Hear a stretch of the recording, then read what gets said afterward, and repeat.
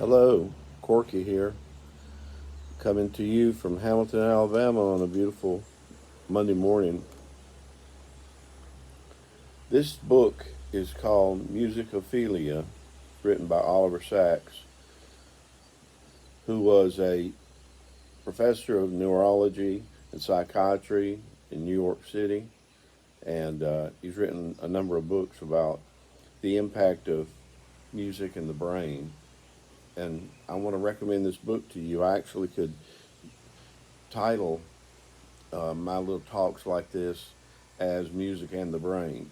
Um, but I wanted to tell you about this book because it's a fascinating book by a fascinating man who we lost a few years ago, passed away. But the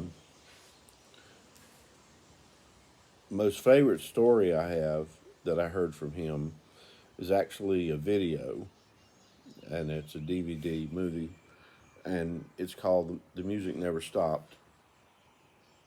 And the way the story goes is there was this patient in a mental hospital who was, for the most part, nonverbal. I think I remember hearing that he had had a brain injury of some type. And so he was in the hospital, and his parents are quite concerned about his lack of progress. But there was a music therapist that happened to work for the hospital who would take a turntable, a record player, in and out the rooms and play vinyl LPs for the request of the patients who had favorite songs and music. And somehow this music therapist found out that this man really loved the Grateful Dead. And so she took a chance one day and played a Grateful Dead album for him. And there was a remarkable response. And he verbalized a number of times. Um, she continued to bring that music to him, and he was having significant progress in becoming verbal again. Um, his parents noticed this when they came to visit, and the father became quite angry because he believed that rock music was probably the problem, uh, why he wasn't talking, because his dad did not approve of his music taste, such as Grateful Dead. And so the father became angry and complained to the hospital and requested that that music therapist not play music in his son's room. Well, so it stopped, and the son went back in his shell. And after quite a while, his condition was deteriorating. The mother told the father, said, "I'm going to leave you if you don't let that music therapist play that music for him because he did better when he had it." And so she threatened to leave him if he continued to fight the son's progress with his music listening. And so what happened was the dad agreed, and the Grateful Dead albums kept coming back, and so the story ends very beautiful. Uh, I'll let you see it. I won't spoil the ending for you, but it's a true story.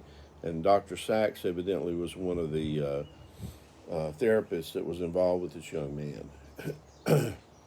But there's all kinds of wonderful things that go on concerning music in the brain. And I had, as I said earlier, 8 years of serving individuals, adults with intellectual disabilities, and I founded a music program there. My program involved obviously guitar and sing alongs. Um,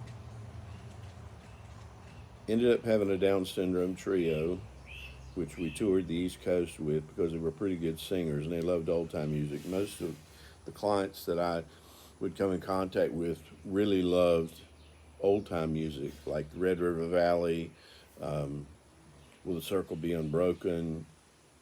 Uh, the old time songs like that. Keep on the Sunny Side, You Are My Sunshine. These are standards among people with disabilities.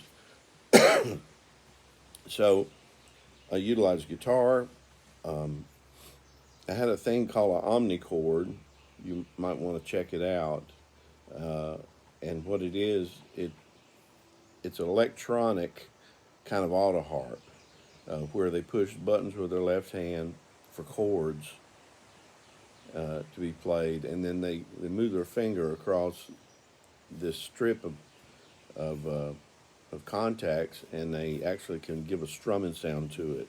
It has a built-in drum machine, so they several of them learned how to use that, and it sits in their lap like an auto harp. The auto harp, in my research, is very popular among disabilities people, but Lord, it's a bear to tune, and so I think that's one of the reasons why I never saw any in my travels. I actually traveled through the United States uh, and South America visiting disability centers that had music programs and seeing what they did. Um, Beyond that, oh, by the way, on the guitar, sometimes I would tune to an open chord, something that blues guitar players are very familiar with, and folk singers, Joni Mitchell, Richie Havens, open keys, where you tune the guitar to an open chord without having to press your fingers on the neck. And having this open chord, uh, some of the low functioning clients love to strum the guitar and it would make a chord, so it gives them, a sense of success right away. Beyond guitar, I went to Nashville, Tennessee, and got trained with Remo Health Rhythms, and I, I presently am qualified to lead drum circles in healthcare settings. I did this in nursing homes. I've done it in veterans uh, programs. I did it in obviously among the intellectually disabled adults and children. I did children, and um, so I had a drum program, and that involved several activities, drum circles, um, and other activities that focused on repetitive behaviors, things like that. Okay, so I did that. Obviously, um, we had soloists, people that want to just sing a song, and I would get behind them much the same way I would do in the country church, where nobody's passing out any sheet music. Okay, it's just folks in the building, and they all start singing something, and you have to find the key. It really tests your ear. And once you find that key, then you just back them up, because you know the numbers, the 1, 4, and 5. That's in about every song. 1, 4, and 5. Some glad morning when this life is over, uh, I'll fly away to a home on God's celestial shore. I'll fly away. It's an example of how you'd use a numbering system in that way. Um, in your mind, that's going on in your mind, and you don't do this with the clients. You don't you don't make them have to know those numbers or anything. That's going on inside your head because you're wanting the music to raise up. I also did, listening, uh, orchestral music, TV themes, movie themes. I designed a game show where you would play 30 seconds of a movie or TV theme through a big sound system, uh, and they would guess what movie or TV show it was. A lot of people with disabilities spent a lot of time as a child alone at home, sadly enough. So the TV shows and the movie themes bring about great, pleasant experiences for them. I attended the American Association of Music Therapists, although I was not a licensed music therapist, and I learned and got a hold of a lot of great activities there. Um, on my YouTube, if you search me on YouTube, I have uh, two albums, Redneck Scarves and Blues Scarves, and those two are what we call scarf music. Kind of freak you out if you don't know what I'm doing on there. 'Cause I'm giving instructions for them to wave silk scarves in response to music.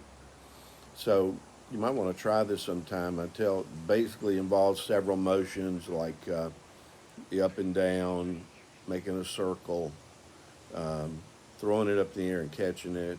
Uh, so these were activities. The scarf program was very popular uh, there in the units where I worked. Um, Beyond that, there were a number of other activities, uh, and we went in the studio. Or the trio recorded an album, and so we got to work with people with disabilities in the recording studio, and the engineer that was there got himself an education, because one of the things that um, goes on among the disabled in music is vocables. Vocables are not real words. They are that singing that you do uh, that makes a sound like "she loves you," yeah, yeah, yeah. Well, they weren't intending to be saying yes, yes, yes. Yeah, yeah, yeah is a vocable, and it's all in rock and roll. Native Americans in their powwow songs and some of the traditional songs, they uh, utilize vocables. Hey, yeah, yeah, yeah. All right, and it's not Indian language.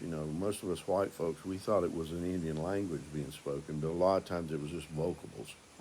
Well, you can imagine someone with a brain injury who has certain vocables they do verbally, uh, and in these songs, uh, these vocables are included, and it is a place for people with limited abilities to be able to join in a song and be part of the song.